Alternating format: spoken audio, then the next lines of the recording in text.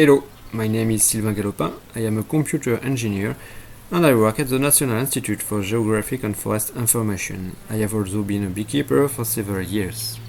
I live in the Loiret department. My apiary, like many others, are placed in a large cultivation area. They are confronted to the current problem of summer food shortage. Based on this observation with other beekeepers, we decide to act. First, it is necessary to determine as precisely as possible the honey potential around our apiary.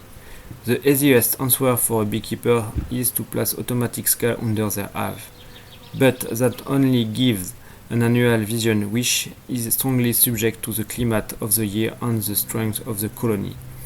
This first approach may be supplemented by pollen analysis in order to have another vision, but this still does not allow us to have a global and precise vision of the potential that a survey of vegetation can give us.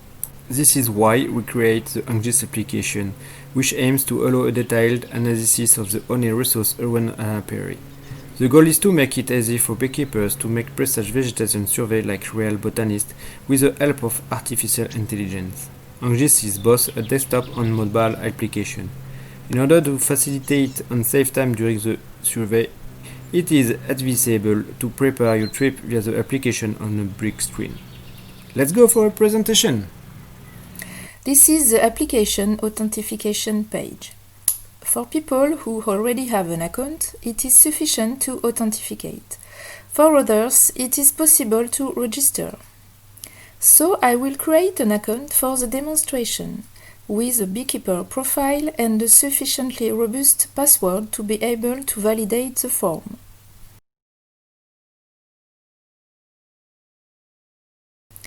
We are redirected to the Geographic Information System homepage, which I will present to you globally before giving you a demonstration. There are different tools. At the top left, a tool for adding hives or polygon or circle type vegetation areas and the classic translation, editing and deletion tools. The zoom control is lower down and the scale, projection and coordinates lower still. At the bottom right, we find the connection mode, the user and his profile. It should be noted that the application allows you to work both in online and offline mode.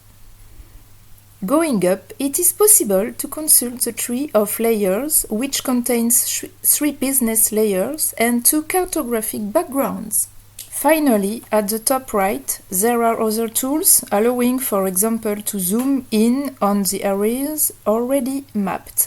A button allowing to display the histogram of the potentials, 2 buttons to manage the data synchronization, another to create map cache areas, a log out button, and a menu to clean the local database, the map cache, or reload the application in the event of an update.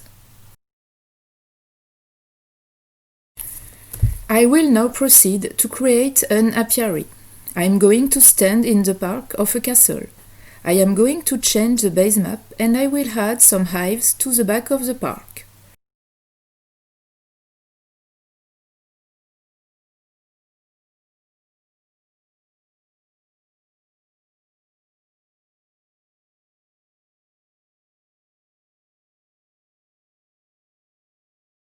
You have to zoom in enough to see the hive, which is only 50 centimeters. It is possible to orient the hive. I will place 3 hives, for example.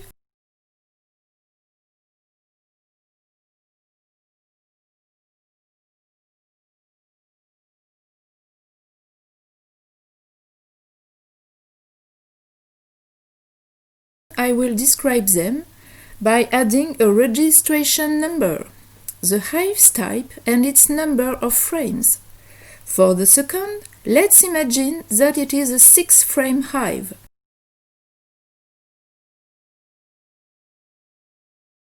And for the last one, I'm going to choose a Langstroth hive.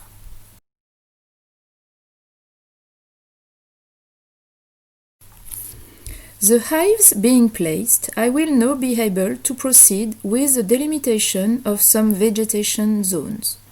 I will start, for example, with these zones of homogeneous trees.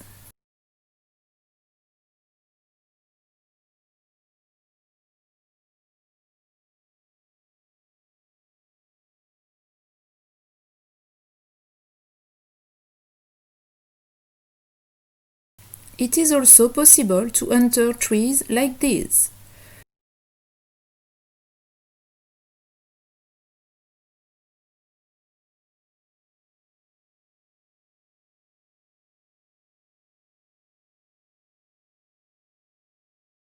I will end with the delimitation of a field.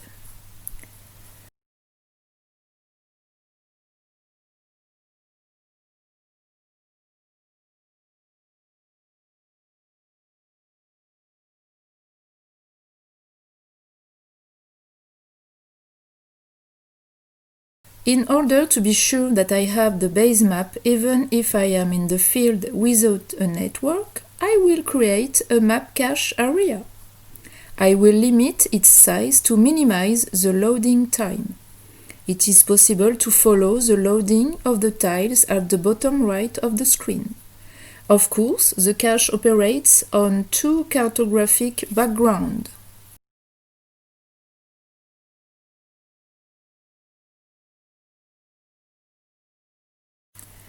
As all the geometries have not been synchronized on the server, a small message is displayed to remind us. I will therefore proceed to their synchronization. A message tells us that it went well. So I can now log out and go to the field to finish my survey. Hey, we are back in the apiary. Now that we have prepared our outing, we'll be able to do our field survey using the application in mobile version. Here we go again! We find again our identification page with the previously created user. I will therefore log in. We are redirected to the map with a slightly modified display for mobiles.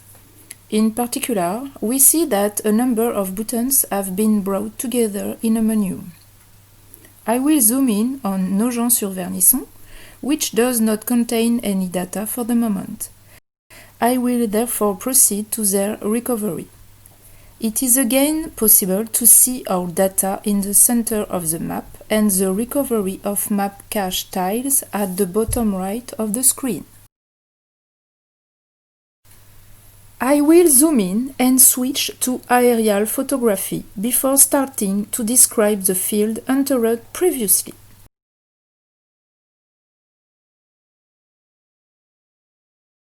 The vegetation is of the culture type, and I will indicate that we are in the presence of rapeseed.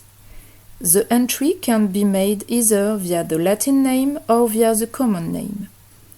If there is any doubt about the identification of the plant, I can consult the associated sheet. The vegetation being of type culture, I will leave the default coverage, which is 100%. Once you have entered the spaces, the form is updated with the Latin name and the flowering period.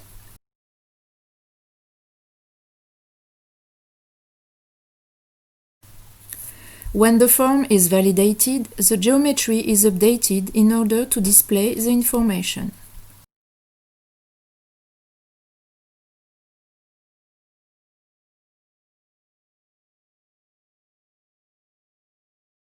I will now identify one of my forest areas and specify that it is a patch of black poplars. As for rapeseed, it is possible to consult the associated Tela Botanica SmartFloor sheet.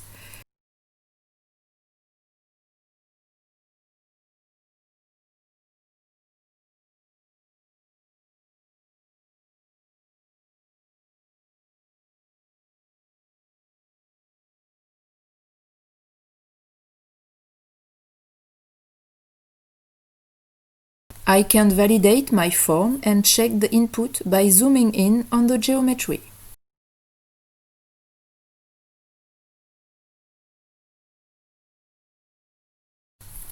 It is also possible to enter several spaces per zone. For example, I will add a few fir trees to my plot of poplars. So I am forced to update the poplar recovery percentage.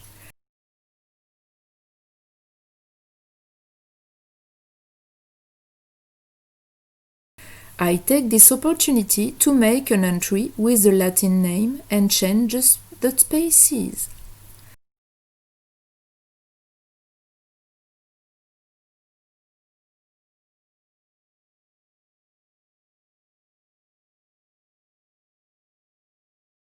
I will now move on to the trees and describe, for example, a lime tree.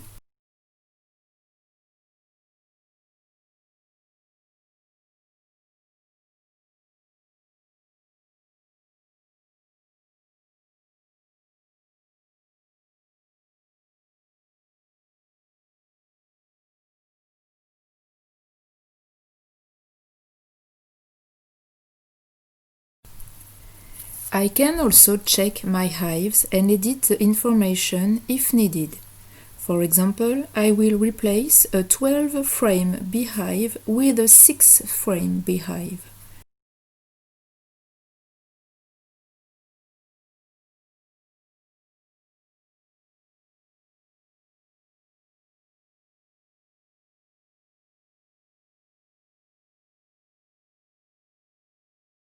I submit my 4 updates to save them on the server. Now, let's take a closer look at the editing tools. For example, I will move and resize my lime tree.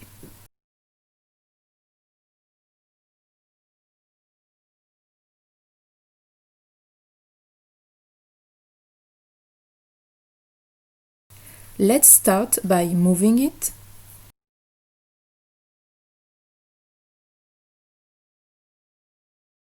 Now I will resize it.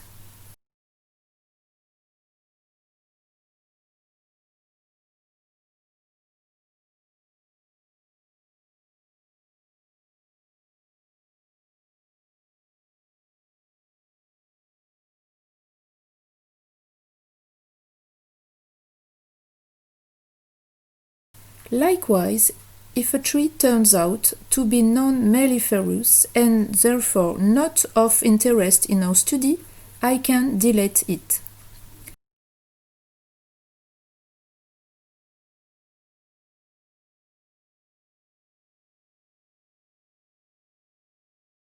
To conclude, let's display the histogram.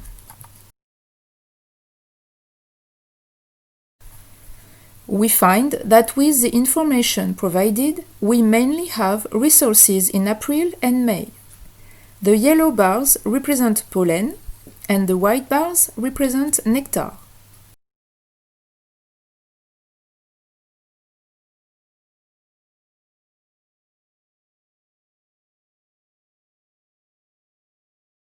Finally, I will quickly submit the last 2 changes and then log out.